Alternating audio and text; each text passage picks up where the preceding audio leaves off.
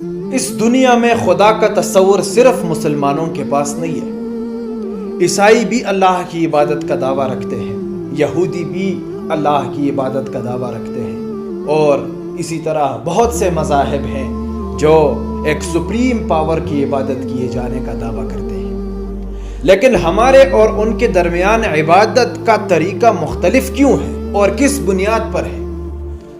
وہ لوگ اپنے بزرگان اور اپنے بنائے گئے طریقوں پر اللہ کو خوش کرنے کا دعویٰ رکھتے ہیں۔ ان اور ہم میں واضح فرق یہ ہے کہ ہم اللہ کی خوشنودی کا حصول طریقہ رسول یعنی کہ سنت رسول صلی اللہ علیہ وسلم کے ذریعے حاصل کرنا چاہتے ہیں۔ ہم اللہ کی عبادت بطریقہ رسول کے مکلف ہیں۔ سب سے بڑا فرق یہی ہے۔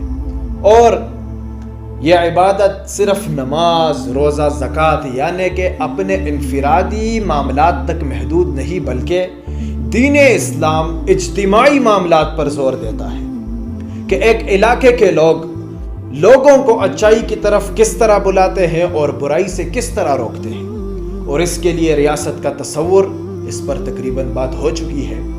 مختصر یہ کہ اللہ کے دین کا غلبہ، اللہ کے کلام کے احکامات کو معاشرے میں امپلیمنٹ کرنا یعنی کہ اقامت دین کی جدوجہد ہی اصل عبادت ہے۔ اب اس عبادت کا طریقہ ہم یہودیوں سے لیتے ہیں، عیسائیوں سے لیتے ہیں، دوسرے مذاہب سے لیتے ہیں یا رسول اللہ سے لیتے ہیں، اس پر ذرا غور کریں۔ چونکہ یہودی رسول اللہ صلی اللہ علیہ وسلم سے سوالات پوچھتے تھے مدینے میں، ان کا ایک بہت ہی بڑا عالم جو کہ بعد میں صحابی بنے، حضرت عبداللہ ابن سلام رضی اللہ عنہ، ان کے بارے میں بھی بڑے قوی روایات موجود ہیں۔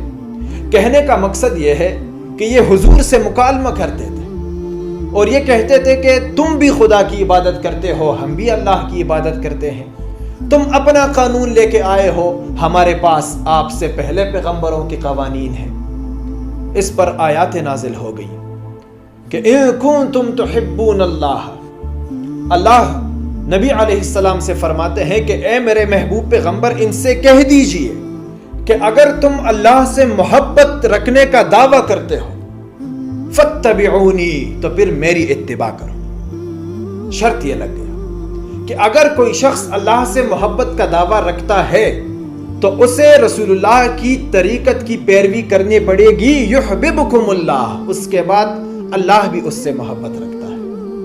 اب سوچیں کہ اقامت دین کی جدوجہد اگر کوئی شخص کرتا ہے تو بیعت بھی معاف، اسے کسی پاگل جانور نے تو نہیں کاٹا، وہ تو اسی جدوجہد میں، اسی رستے میں اللہ کی خوشنودی حاصل کرنا چاہتا ہے۔ تو اب بتائیں کہ آپ اللہ کی خوشنودی اپنے طریقے سے حاصل کرنا چاہتے ہیں یا رسول اللہ کے طریقے سے حاصل کرنا چاہتے ہیں؟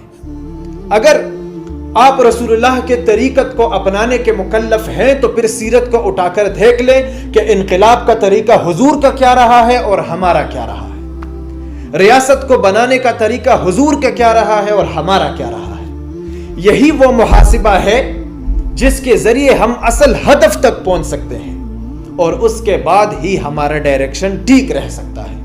لیکن اگر ہم یہودی اور عیسائی اور دوسرے مذاہب کی طرح اپنے اپنے طریقے پر اللہ کو خوش کرنے جا رہے ہیں تو پھر شاید ہماری ڈائریکشن کسی دوسری طرف ہے، اللہ کی خوشنودی کی طرف نہیں ہے۔